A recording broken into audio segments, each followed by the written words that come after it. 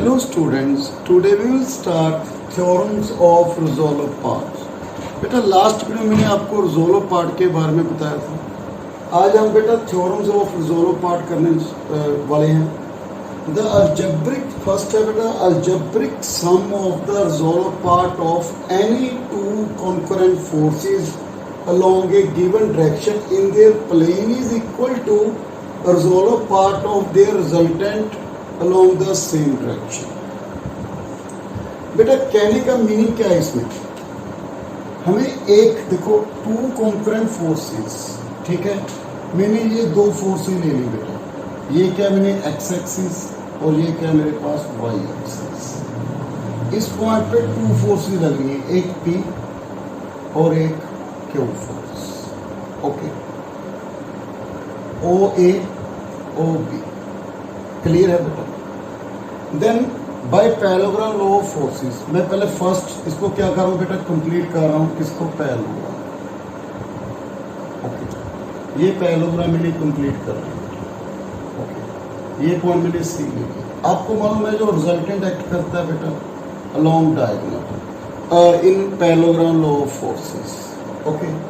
बेटा मैंने ये जो पी फोर्स है एक्स एक्सिस अल्फा एंगल बना रही है और Q force beta, okay, and resultant कितना एंगल बना रहा है बेटा, थीटा। ये भी डायगोनल है, मैंने ये भी ड्रॉ कर दिया। पहले मैं ए पॉइंट फाइंड कर रहा हूं, मैं ए से एक परपेंडिकुलर ड्रॉ किया बेटा यहाँ पे D, okay. Then in this triangle O A D, okay, ये फोर्स कितनी है बेटा आपको मालूम है, इसका मैग्नीट्यूड कितना है, पी। तो ओडी बेस अपॉन हाइपोटेन्यूज, आपको मालूम है कोस अल्फा, तो ओडी किसके इक्वल है बेटा, ओ ए कोस अल्फा, ओ ए कितना है, P cos alpha, okay, and A D upon O A, okay. मेरे पास क्या है बेटा, this one equal to sine alpha, तो ए डी कितना आएगा बेटा, पी साइन अल्फा। तो मेरे पास ए के कोऑर्डिनेट क्या है बेटा, P cos alpha and P sine alpha, okay.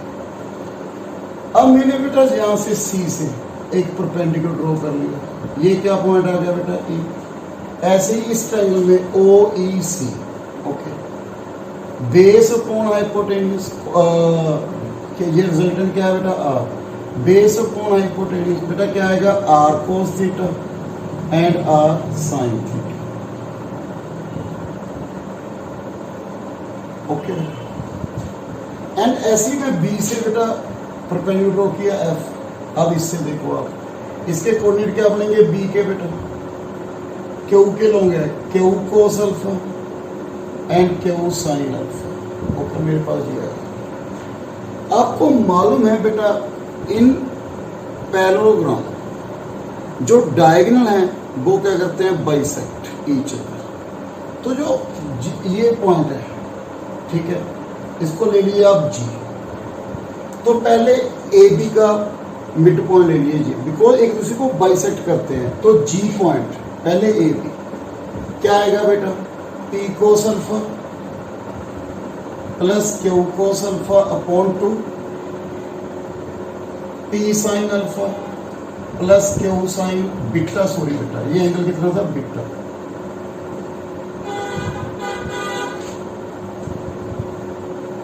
Q sine beta upon, okay, ये जी पॉइंट आ गया। ऐसे बेटा इसका मिड पॉइंट ओ आर का वो क्या आएगा बेटा, zero plus r cos theta upon two, zero plus r sine theta upon two, equate this. तो are cos theta upon two, two के साथ two cancel, p cos alpha plus q cos beta.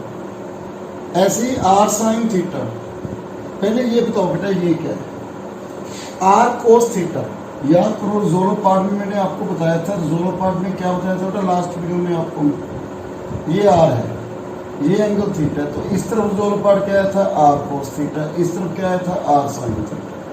तो मेरे पास are cos theta क्या है, resolve part of resultant, resolved part of resultant along x axis, ठीक है बेटा, ये आ गया। मैंने यहाँ पे क्या प्रूव करना है, algebraic sum of the resolve part of two concurrent forces along a given direction in their plane is equal to resolve part of their resultant, ये तो आ गया। अब ये बताओ P cos अल्फा क्या है, या यहाँ पे P था और यहाँ पे एंगल अल्फा, तो इस तरफ रिजोल्व पार्ट क्या आएगा P cos अल्फा, इस तरफ क्या आएगा P sin अल्फा।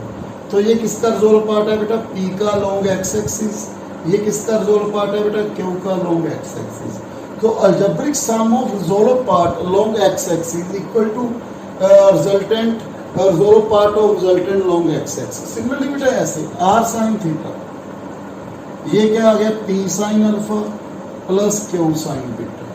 तो मेरे पास ये क्या आ गया, resolved part of resultant along y axis, ये क्या algebraic sum of the resolve part along y axis. ये थी बेटा फर्स्ट थ्योरम। इसके बाद generalize theorem of resolved part. Generalize theorem of resolved part में क्या है बेटा, मेरे पास नंबर ऑफ फोर्सेस हैं, क्या है बेटा, नंबर ऑफ फोर्सेस, उनका n फोर्सेस हैं, जो इनका रिजोल्व पार्ट होगा ऐसी सेम। यहाँ पे तो मैंने कितनी फोर्स ली थी बेटा 2, अब मेरे पास कितनी फोर्स है बेटा, n फोर्सेस हैं, तो इसका भी सेम रिजल्ट ही बनेगा। इसको क्या कहते हैं, generalize theorem of resolved part. इसमें ये सेम स्टेटमेंट है, यहाँ पे 2 फोर्सेस नहीं है, यहाँ पे कितनी फोर्सेस है बेटा, n फोर्सेस।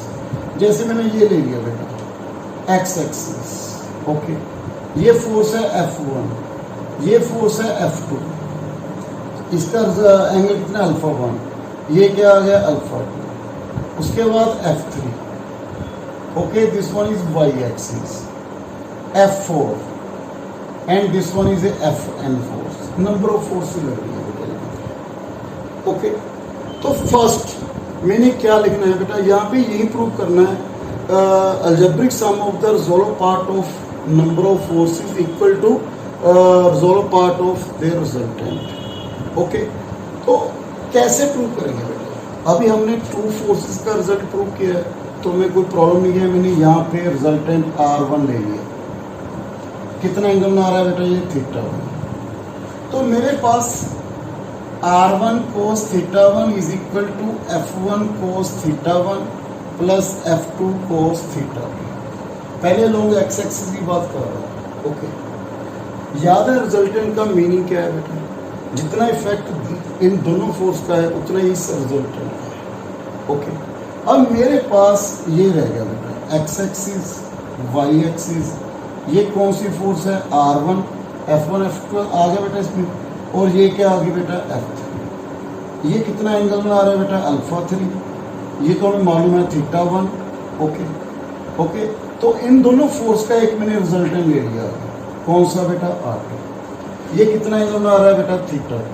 अब वही बात आ गई, 2 फोर्सेस है यहाँ पे, तो मेरे पास R2 cos theta 1 is equal to R1 cos theta 1 plus F3 cos theta 3। Sorry बेटा मैंने यहाँ पे लिखा था अल्फा 1 अल्फा 2, सॉरी बेटा अल्फा 1 अल्फा 2 था, तो यहाँ पे कितना है बेटा अल्फा 3, ओके। सो बेटा R1 cos थीटा 1 की वैल्यू यहाँ पे पुट कीजिए, R2 cos थीटा 1 क्या आ गया मेरे पास F1 cos alpha 1 F2 cos alpha 2। ये कितनी फोर्स का हो गया बेटा, 3 फोर्स का, okay.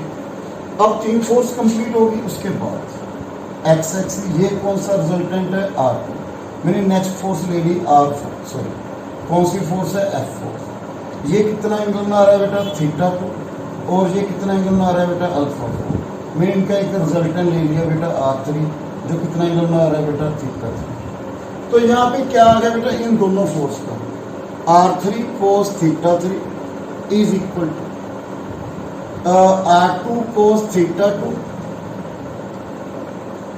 Plus F4 cos alpha. तो मैंने इसकी वैल्यू यहाँ पे पुट की बेटा, R3 cos theta 3 equal to F1 cos alpha 1 F2 cos alpha 2 F3 cos alpha 3 F4 cos alpha 4। अब 4 फोर्सेस का रिजल्ट प्रूव हो गया।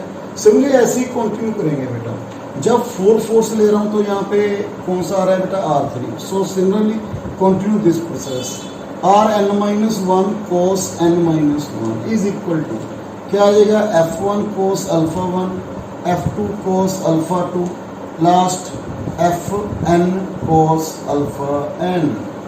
ओके, ये रिजल्ट आ गया। सिमिलरली ये तो long x axis, similarly long y axis sine theta n minus one, F one sine alpha one, F two sine alpha two and F n sine alpha. So ये था बेटा generalise theorem of number of forces. ठीक है बेटा, theorem of resolve. अब मैंने resultant निकालना है। लेट मैंने अज्यूम कर लिया ये किसके इक्वल है बेटा, ऑल फोर्सेस का सम x, ये किसके इक्वल है बेटा y। ओके, तो स्केलिंग है रेडी। जब स्केलिंग आएगी कोस के थीटा प्लस साइंस के थीटा, आपको मालूम है 1 x square plus y square. तो मेरे पास रिजल्टेंट कौन किसके इक्वल है बेटा, magnitude of resultant x square plus y square. And direction divide कर लीजिए बेटा, tan theta n minus one equal to y upon x। सो theta n minus one tan inverse y upon x। तो ये था बेटा generalise theorem of resolve part. Okay, next बेटा एक आपको एग्जांपल करवा रहा हूं मैं।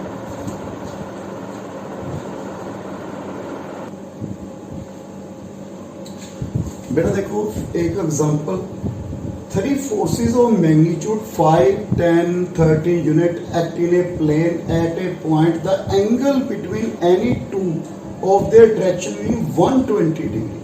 Find magnitude and direction of their resultant. बेटा मैंने ये ले लिया बेटा, इस तरफ कितनी यूनिट लग रही है बेटा, 5 यूनिट। ओके, एंगल कितना है बेटा इनके बीच में, 120 डिग्री। ओके, एक ये ले लिया बेटा मैंने, कितनी फोर्स है 30 यूनिट। ये एंगल भी कितना है बेटा 120 डिग्री। यहाँ पे मैंने क्या ले लिया बेटा, एक रिजल्टेंट, वो एंगल कितना बना रहा है बेटा थीटा। तो are cos theta resolve part की बेटा आपको थ्योरम प्रूव कराई है मैंने। Resolve part of the resultant equal to algebraic sum of the resolve part of the forces in any. देखो बेटा ये कितना है बेटा 5, इस तरफ एंगल कितना है 0, तो हम ऐसे लिख सकते हैं 5 cos 0 along x axis, along x axis। इसका कितना आ गया 10 cos 120 degree plus 13 cos 240 degree. क्यों 120 डिग्री 120 डिग्री कितना हो गया 240 डिग्री। ओके, ये y एक्सिस है बेटा मेरे पास, and resolve part along y axis. आपने सिर्फ क्या देखना है बेटा, इसमें cos तो इसमें क्या आएगा साइन, 5 साइन 0 डिग्री, यहाँ पे कोस है वहां पे साइन कर दीजिए, 10 sine 120 degree plus 13 sine 240 degree. Okay बेटा, तो मेरे पास क्या आ गया बेटा, R cos theta is equal to 5 plus 10 cos 120 degree cos 180 degree minus 60 degree minus cos 60 degree minus 1/2 plus 13 cos 240 degree cos बेटा 180 degree plus 60 degree minus cos 60 degree minus 1/2। 5 minus 5 minus 13/2, तो मेरे पास कितनी वैल्यू आ गई बेटा 13/2 आ गई। Okay, फिर r sine theta 0 sine 0 degree sine 120 degree बेटा sine 180 degree minus 60 degree sine 60 degree √3/2 plus 13 sine 240 degree sine 180 degree plus minus sine 60 degree minus √3/2। तो मेरे पास कितना है बेटा माइनस 3 √3/2 वैल्यू आ गई। ओके, मेरे पास ये वैल्यू आ गई। अब मैंने बताया था हमें क्या करना है, जैसे मैं लास्ट बेटा थ्योरम में क्या था, x एक को y, ये x हो गया ये y। मैंने क्या किया था स्केलिंग है रेडी 169/4। ओके, 9 27/4। ओके, ये कितना आ गया बेटा आर स्केयर, ये बन गया बेटा 691/4। ओके, कितनी बेटा वैल्यू बनी है 44 49। तो आर कितना आ गया मेरे पास बेटा 7। अब निकालना है एंगल, एंगल कैसे निकाला था डिवाइड बेटा tan थीटा इक्वल टू 3√3/13 आ गया। पर एक बात आपने देखी है बेटा, ये वैल्यू भी नेगेटिव है, ये वैल्यू भी नेगेटिव है, both are negative. Both are negative किस में आ गया बेटा, थर्ड क्वाड्रेंट। तो we write theta equal to pi plus tan inverse 3√3/13। Okay, ऐसे निकालना है बेटा। सो नेक्स्ट वीडियो में मैं कंटिन्यू करूंगा एग्जांपल से। So thank you very much.